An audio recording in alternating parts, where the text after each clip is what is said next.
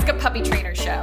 This is where we answer all of your questions about puppyhood. I'm Bethany. And I'm Sparky from the Puppy Academy.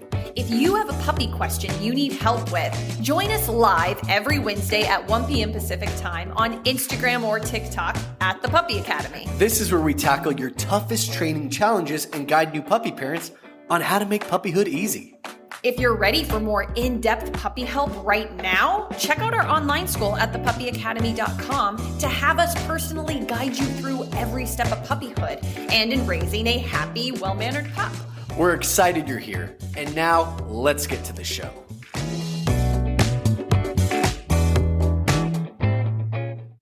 All right, guys, welcome to Ask a Puppy Trainer Show, episode 165. And Maribel, if you're watching, special shout out to you. All right, perfect. So my name is Sparky. I'm from Puppy Academy, and we actually have a ton of questions today. They also have the highlighted note, so I'm going to read it really quick. We have a special announcement. Next week, Wednesday, September 4th at 1:45 Pacific time, we have our next live Ask a Vet show. So that's where we actually bring in a vet. We do like a little Q&A with them. It's like a little interview. It's really fun. It was exciting. Bethany did a great job. I probably won't be as good as she was because she's more of an actor than I am. And the topic will be puppies' teeth. So preventive dental health for puppies. And you guys can submit questions for that and join us live to get your question answered by our expert vet we have joining us. So if you guys want to throw any questions, some really good ones I know are, how long should you brush your dog's teeth? How long, or how much time for each tooth? If we see bleeding of the gums, what does that mean? There's a lot of different things that you could ask. Throw in some questions if I just said some that you didn't think about. Yeah, not today. Do they have to email them? What do? Do they email them in or what? They can submit them next week during the live show. Okay, you have to submit them next week during the live. Don't pre-submit like this because we won't look at them. Right? Okay. Yeah, we're all on the same page now, right? Same page. All right, let's start with, we got some good ones. I want to answer the Zoomie question. So it's going to be a Zoomie question, but there's definitely been some, it was one of our posts. I don't know how the post started, but a lot of people kind of jumped on the bandwagon, added to the... It was a video talking about aggressive Zoomies. Oh, it was talking about aggressive Zoomies or maybe even like destructive Zoomies. So someone said, mine has Zoomie attacks right after eating, recommendations, and some other people even stated, we love Zoomies, like we think it's super cute and we actually love when our dog does the Zoomies. I have no issue with Zoomies. Even in that video that we posted, we have no issues with Zoomies if they're controllable. That's a big factor. So let's start with, made up with Missy's question. Mine has the Zoomie attacks right after eating, recommendation. Just have them drag a leash on them. So when you're feeding your dog their food, it can create a lot of excitement. They can get overexcited and do Zoomies right after. A big concern of mine with Zoomies right after eating is that there's something called bloat. It's literally a dog produces extra gases after eating their food. And if they do Zoomie, and guys, I'm not a vet, so if there's an exact term of what actually happens scientifically in the body, I'm probably wrong, but I just know the general gist of it. So gases get produced after a dog eats, and when they run and express their energy right after, it can create bloat, which actually is like very, very, very life-threatening to dogs. Some dogs can even expire within 30 minutes after getting bloat if they don't get the dog to the vet quick enough. So for me, it's a medical reason why we don't allow Zoomies after they eat. So how do I prevent that? Well, one, I'm controlling everything. So I have my food bowl. I bring them up to me. They sit. I drop the bowl, tell them break as they do, and maybe they just have a leash dragging on the ground,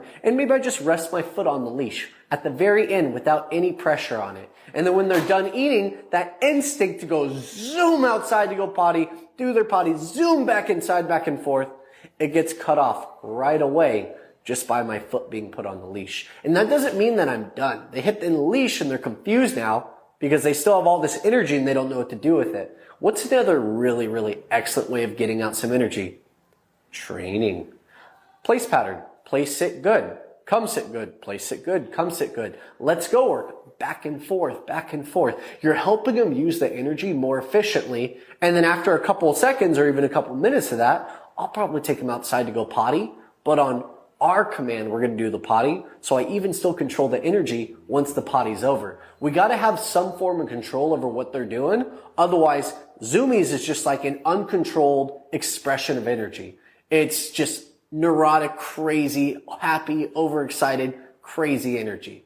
Some dogs can use it when they're outside and we have no issues with it. But if they're inside, that's usually when I don't want it. So now let's go to our other stuff because we have some people love Zoomies.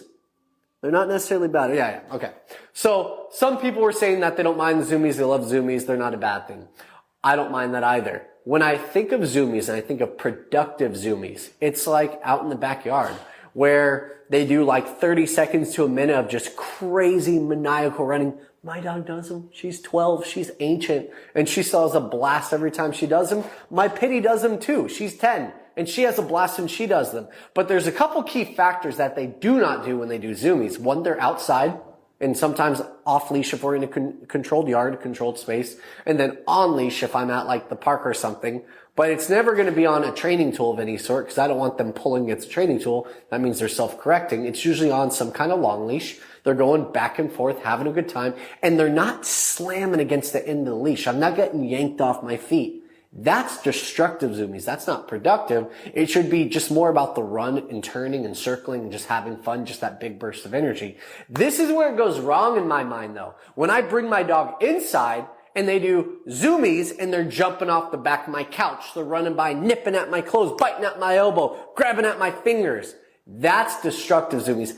I don't want that. We don't want a dog nipping at us and jumping off our furniture. It's destructive because it's an unbridled, uncontrolled release of energy. And truly, you have no control over it whatsoever. Take your dog in the backyard, have him do a little bit of Zoomies, and can I be like, hey, come, good. Handful of food, break, and they kind of go off and run and do their thing again. Do I have control over that energy? Can I stop it if I need to? If you can, you've controlled Zoomies. That's productive use of energy release. That's not terrible. It's not great either, but it's not harming your dog or their training whatsoever. In the house though, I've had dogs try to jump off the back of the couch, get a leg caught, and break their leg trying to jump over it. There's things that they can get in trouble with. So our job is to keep them as safe as possible and help them do a controlled burst of energy in a designated area that you guys control. So that's my big thing with Zoomies is, no, we don't mind them, but they have to be controlled to some degree. Usually leash is my best way of doing that. And you can do a long leash. A live question? Is it a follow-up to that? No. Well, I'll answer it though. Is it a live question? No? All right, I'll still answer it. Why not? They want to know, is it too late to train a puppy at 8 months? Is it on TikTok or Instagram? Instagram. Oh, okay, so I don't have it. All right. Hello. Is it too late to train a puppy at 8 months? No. Any puppy can get trained, but that's not a puppy anymore. That's an adolescent dog. So that's like saying your kid is a little kid, but they just turned 17. So they're like they're in the teens now. They're about to be 18 years old. They're about to have to start making some real big life decisions. Are you growling? What are you growling at? Are you snorting? I can't tell if you're growling or snorting. I actually think he was snorting. What was the question again? 8 months. Yeah, no. So you don't really have a puppy anymore. So it would just change a bit of the training you're doing. We've had some 8, 9, 10-month-old dogs even join our online school. And really all it does is it changes the type of advice that we give them. Are you snorting? Yes. It is very distracting. My goodness. You're going to focus on all your basic obedience like any puppy would work on. But you're going to find yourself doing more firm body blocks, more firm turn-ins to redirect them away from a dog or a distraction. And when I say more firm, with puppies, I'll spend 4 months building up to an outside walk around any kind of distraction setting. With an older dog, you're going to be able to get out there quicker, but you also hold them more accountable. If they go to jump on you, you're not doing a simple redirect. You're stepping and giving a more firm body block, a little bump, saying no more firmly as well, redirecting away, and then working through it like you would for any puppy. But the addressing of the issues is a little bit more firm. But all of this still comes down to you got to have foundation work. If I tell my puppy, no, don't do something, and I'm being mean about it, I better have, to be meanest about it especially, I better have such a strong foundation that if I tell my puppy no for doing something, they should already know their default to go run on play, sitting down, calm and relaxed. And it's not emotional, it's just firm. The more firm you are, the better foundation and base you have to your training. So if we have a young puppy, we're building that base over a much longer period of time than I would for an 8-month-old dog who I hold more accountable after even 3 to 4 weeks of training them.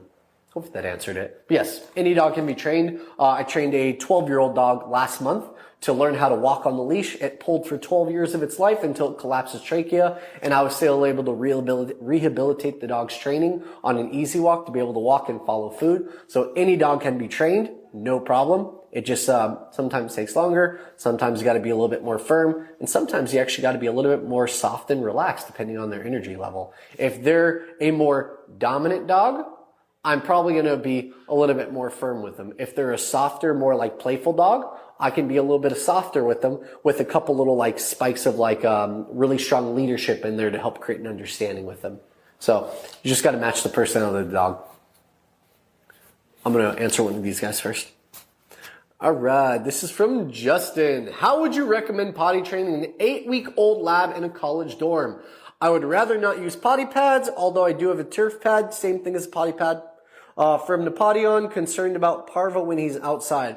I don't know if you're like literally on the college dorms. I know most dorms don't have access to the outside from like the actual dorm. Like most of them don't have patios. I think there was some law that was passed for that. But if you have access to a patio, then your potty turf is totally fine. But if you're putting the turf inside the house, you're already using potty pads. It's the exact same thing because there's an enzyme that they put on the bottom of the pad, like right below the actual turf part. There's like a scent pad they use. It's the same scent they put on potty pads to make them want to go pee on it. So you're virtually already doing the same thing. How do you make it so you don't have to use a potty pad at all? For an 8-week-old lab, man, that's like a puppy that's almost still in the whelping box. Whelping boxes are basically just boxes of newspaper that they pee and poop in all over the place, and they basically just switch out the padding like 5-6 times a day. I don't recommend that for you because when you don't have a breeder set up, it's going to be a little bit different for them.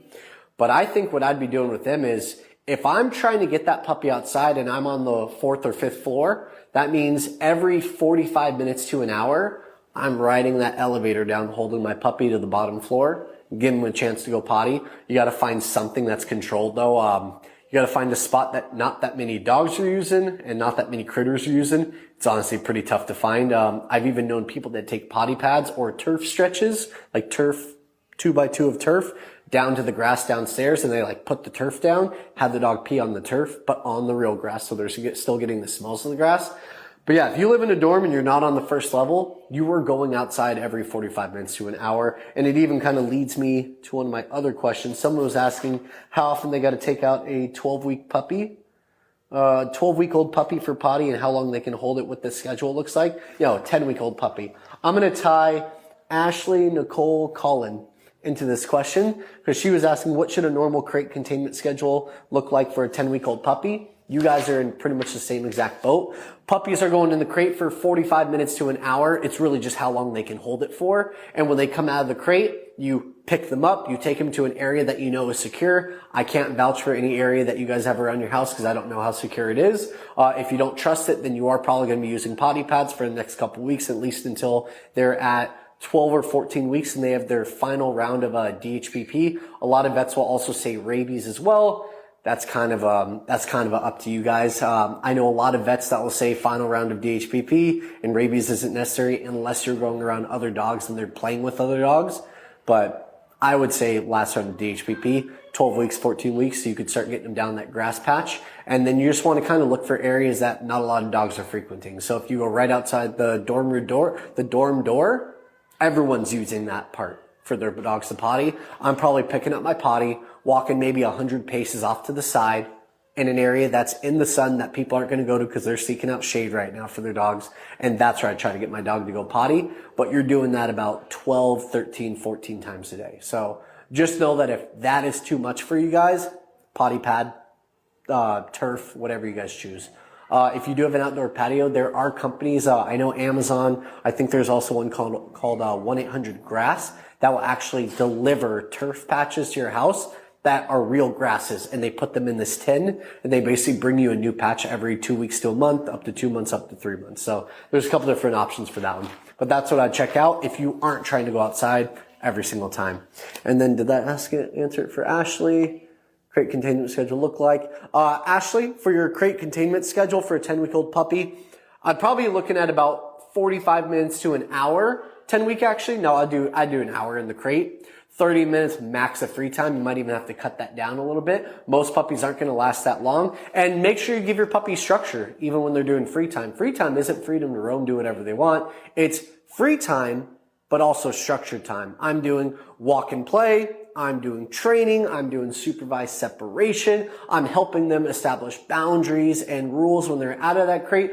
I'm showing them what I want from them in the next 2 years when they're fully trained, and I'm no longer crating them all throughout the day. They're getting a couple stretches here and there. So whatever you want your puppy to do in the future, that's what you're training them to do now. So that's usually work out the big energy with your walk and play, create some of that mental energy, or work through some of that mental energy with training, and then help them settle in their playpen or on their dog bed right next to you with supervised separation. And then a little bit of water and food, back to the crate, rinse and repeat. And just make sure you get a potty every single time you take them out of that crate. And if they don't, it's totally fine if they go back to the crate for a couple minutes. Are you done, sir? You just want to go out there, say hi to your friends? All right, Pat's just done. See you, bud. Why are you wiggling? Stop wiggling. Good boy. See you, bud. Oh, we're doing good on time. All right. This is from Chloe Talbot. Keep your own routine the same with the new pup. I don't know what that means. Keep your own routine the same with the new pup. I'm going to just go with what I think you mean, which is if you get a new pup, are you going to keep the same exact schedule with the new pup that you had with your old pup? It depends on what your goals are. Did your older pup that is no longer with us, did they have the right structure? How were they when they were a puppy? If they were more rambunctious, then I'd add more schedule or add more routine, add more structure to it. Yeah, I'm sorry, I don't really know how to answer that question.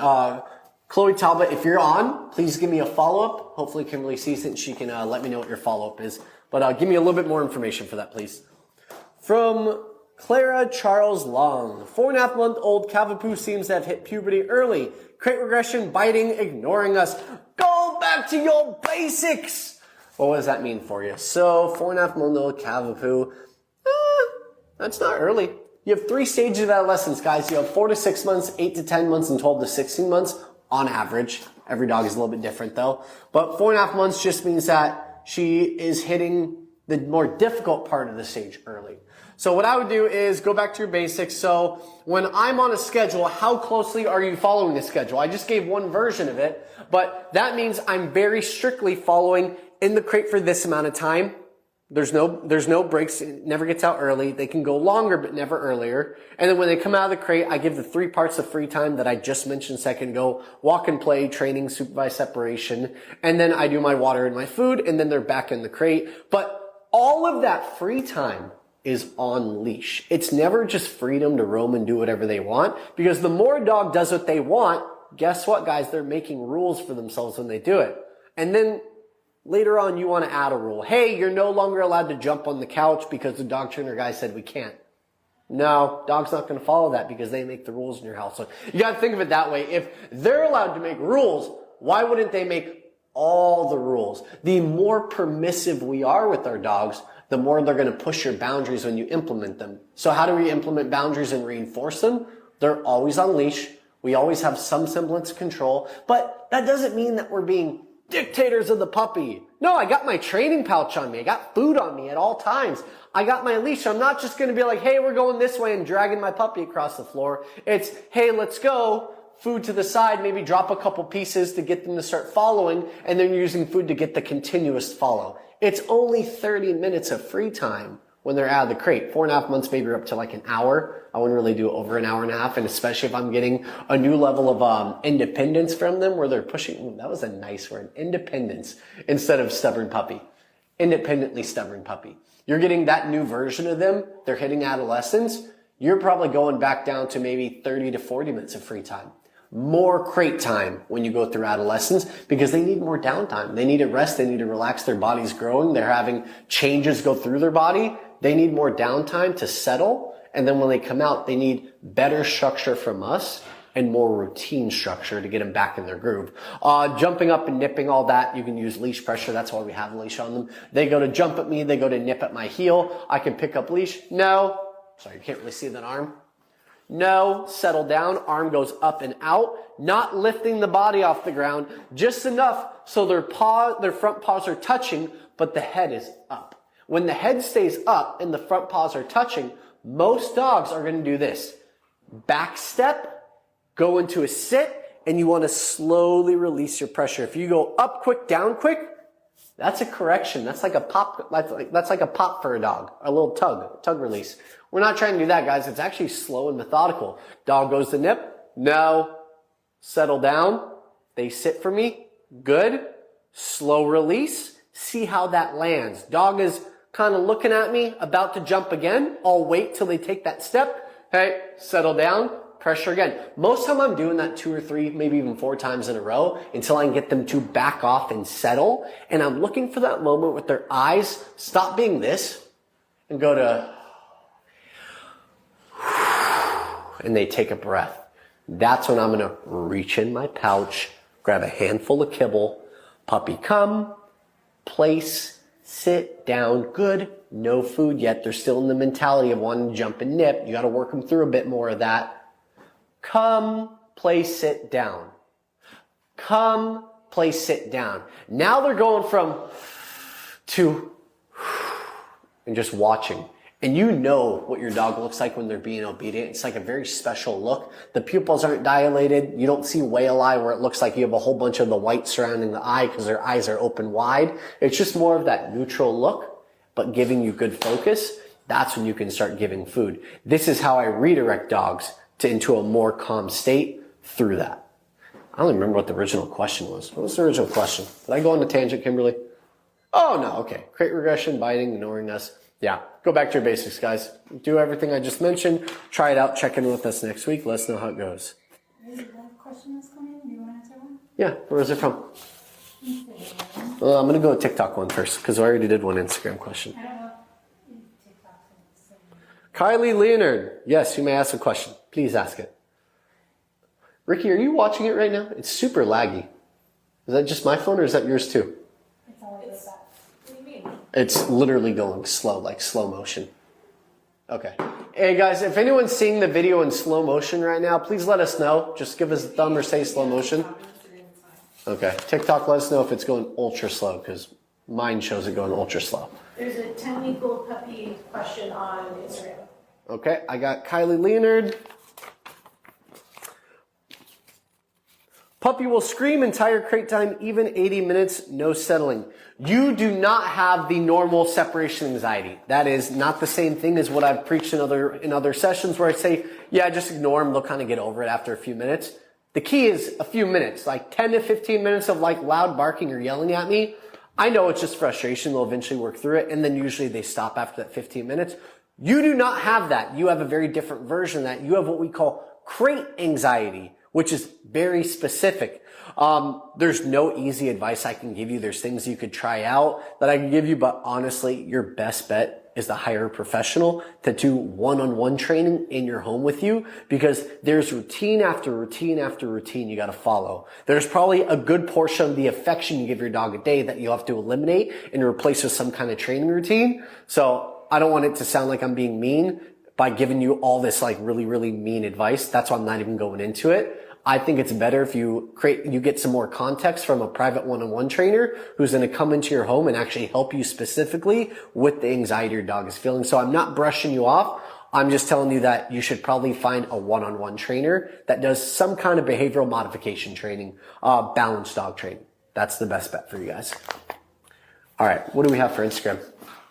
I don't have Bethany to read off her phone. All right. This is from, am I reading Natalie's? This is from Natalie, 6-month-old Wheaten Terrier, loudly barks on leash when he sees other dogs on morning walks. What do I do in that moment? Redirect him with commands and treats and then continue to work on socialization later. If your dog is barking, you're not working on socialization at all. You need to create more relationship with you guys. You need to have a stronger foundation with him before you're even getting ready to socialize. Let me just read it one more time. So, reading, should we continue work on socialization later? I'm curious what you're doing with your dog. Are you allowing them to walk up and see dogs? And if so, that might actually be creating the barking without you realizing it. So dogs have a lot of reasons for barking. Sometimes it's overexcitement. Sometimes it's feeling a little bit more suppressed, so they bark as a way of like a coping mechanism for the fear they feel to like ward off other dogs. But if we're actively working on socialization, when I'm teaching socialization to a dog, there actually is no contact with another dog. There's no nose to nose. There's no interaction like that on leash specifically.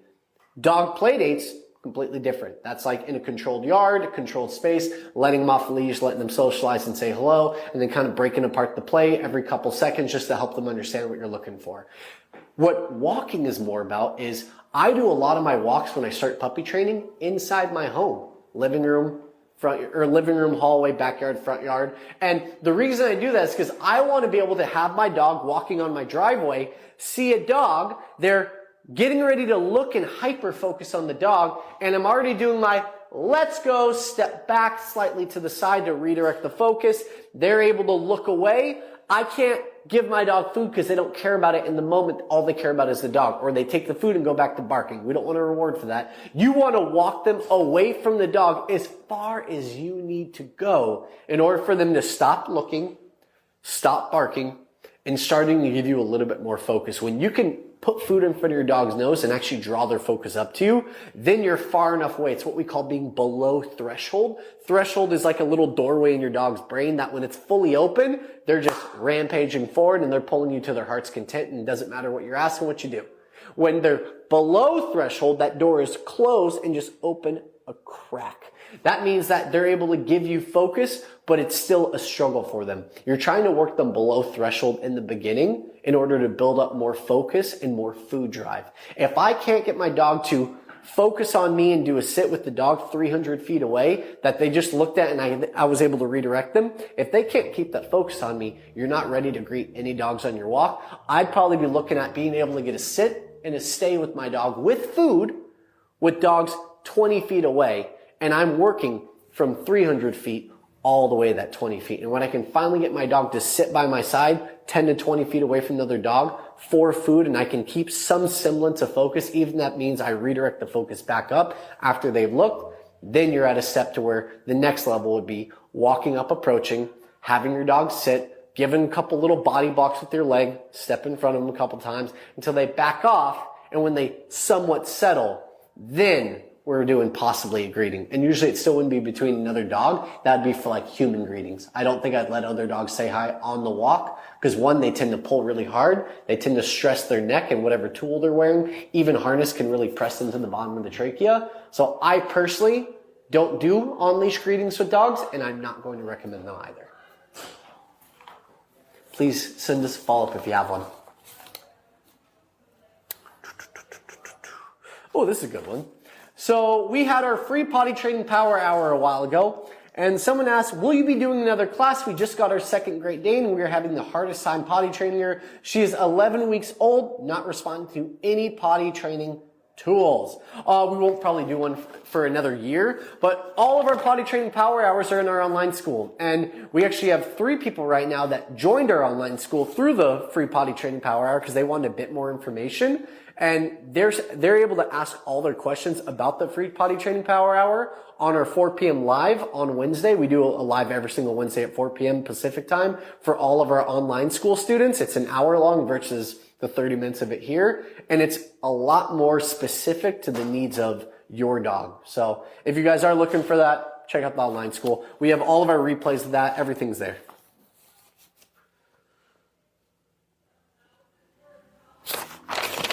Am I out of questions? No way. No, technically got a minute left. Do we? Okay, I'm going to go for one more here. How can I get my dog to relax outside his cage on his bed? Have a leash on him, teach place command. Oh, you already wrote that, teach place command. You got to teach a place command first, guys, because most time if your dog is outside on his bed, what's the thing keeping him there? It's not his want to be there unless he's a lazy dog, but it sounds like from this question it's probably not. He has to either want to be there or he has to be lazy. The want is created by you guys with food. Teach a place command. Food to the nose, come, place, sit, good, treat, break, release for food.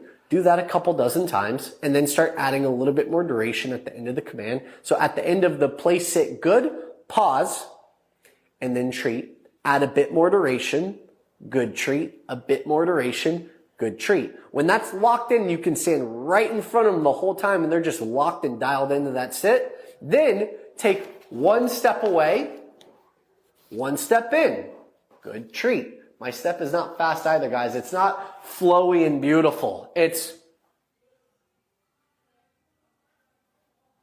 good, then pouch, and then treat. Good, pouch, treat. It's slow. It's incredibly methodical in order to keep the energy at a low enough level that they still want to respond to it. All right, I think that's all I got, right? Can you please help out Ashley Nicole on Instagram? Ashley Nicole, where are you? Just because she's got little kids and then a puppy. I have an Aussiedoodle 10-week-old chewing on other children ages 4 and 2. Can you please give me advice to keep them both safe? I keep her crated and has use of playpen all day long. So I think you need to tighten up your schedule a little bit. I don't think the playpen is your go-to for that one. Is there more? Is there a follow-up? Scroll up. I'm going to read everything. Yeah, her son's bled today from the dog.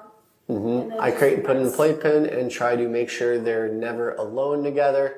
Okay. I see what you're doing. All right, I'm going to give you my crate schedule, guys. So anytime I'm trying to really help my kids and my dogs understand their roles together is there's probably not going to be much time where they're alone together, if any, for now at least. But let's talk about what we do with our puppy. So puppies in the crate, we're going to get her on a tight schedule. You need a tight schedule because you're going to have your kids on a tight schedule as well. The looser you allow your kids to be, the tighter your puppy has to be. The tighter you make your puppy, the looser you're allowed to keep your kids. So that's something I always try to tell people is there can't be loose for both parties, and it's best to have tight structure for both parties. When we bring our dog out of the crate, the first thing you do is obviously take him out for the potty. You give the free time window.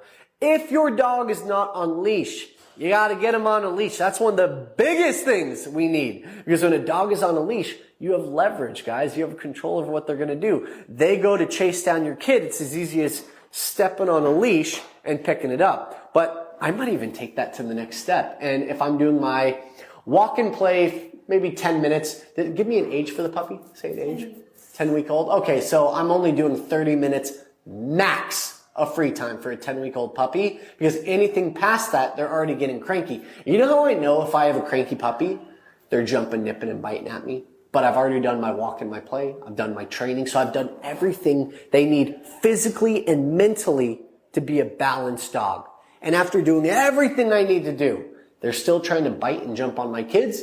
That's a cranky puppy. Guys, puppies should be sleeping 16 to 20 hours a day. And believe you me, under 4 months old, or I think it's actually under 3 months old, it's supposed to be like 18 to 21 hours a day.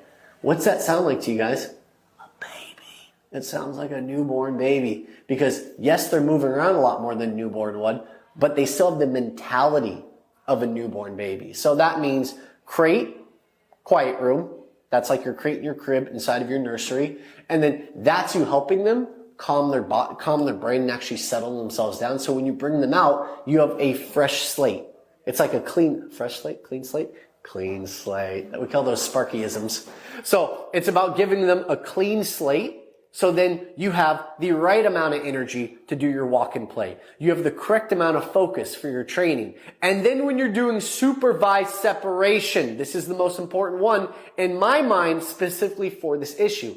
If I have my puppy in a playpen, what are they doing in the playpen? Are they constantly trying to jump up? Or am I allowing my kids into the playpen with them? If any of this was a yes, now make it a no. Kids aren't allowed in the playpen. That's my time. That's my dog's time to be calm, relax, and learn the ability to self-settle. When they're in the playpen, I don't look at them, I don't talk to them, and I don't touch them. That is literally their existence time to learn how to exist on their own, to not need something from us. Also, it's at the end of their free time window. So if I'm going to get nipped at, jumped at, or bit at, it's going to be in that last 10 minutes because that's when they're going to either become the most cranky and start going to sleep in there, getting ready for their next hour or hour and a half of crate time. But that's when they're going to be the most frustrated. So just make sure that when your puppy is out of the crate, One, you always have a leash on them, and you're really following a tight schedule. They have to have a lot of things given to them in order for them to be balanced. They have to have the right amount of exercise without overdoing it. Probably about 5-6 minutes of play, and that's it. They can't really do much more than that. They get overstimulated. They tend to get like little baby shark mode and a little bit more nippy. When I'm doing training, I got a 10-week-old puppy. Gosh, I'd be surprised if I can get past 8-9 minutes. If I'm at 8 minutes and my puppy's starting to slow down and get more distracted by people doing other things, I'm like, all right, that's a good time to end. Let's end on a good note. And now let's do our playpen time. If my dog's jumping up on the playpen, barking at me, whining at me, crying at me, that's not even going to work. We have to just put him back in the crate. Some dogs can handle playpen. Some dogs can't. It's just too long of being awake. If they can't handle playpen, you get more frustration. You get more of that barky whininess. I'm just going to put him back in the crate, and I'm going to skip that supervised separation time until probably maybe 2 weeks later, and I'll try it again when they're a little bit older, a bit more mature. I see a follow-up. I'll just answer the follow-up. Oh, okay. Well, Try this crate schedule. try it out. Oh yeah, if you're not on crate schedule yet, that is my go-to. That is literally the bread and butter of what makes puppies understand what we want from them. All right, guys, perfect. All right, so we're going to end now. And just to recap, we have our Wednesday, September 4th at 1:45 Pacific time, our next live Ask a Vet show. And that one will be with me, and it probably will not be as good as Bethany's was because I'm not as good of an actor as she is. But it's going to be... It's about acting. It's about asking questions. Yeah. Bethany's really good at acting though too. Okay, whatever you guys say. Bethany will be better. It's okay though. It's going to be about puppies' teeth, preventive dental health care for puppies, and you guys can submit questions during that live if you want them asked. We had a couple people ask questions, and we had some like really good bangers of questions last time. So please feel free to join and ask those questions. All right, guys, bye. Thanks for tuning into Ask a Puppy Trainer Show. We hope you found some advice that you can use to help make puppyhood a little easier. Don't forget to join us live every Wednesday at 1 p.m. Pacific time on Instagram or TikTok at The Puppy Academy. This is where you can get a chance to ask your burning questions in real time. And if you want even more puppy guidance, visit our website at thepuppyacademy.com for info on joining our online puppy school. If you enjoyed today's episode, please consider subscribing to our podcast and leaving us a review. These reviews let more people find us and supports us on our mission to help as many puppy parents as possible around the globe. Thanks for listening, and we'll see you in the next episode.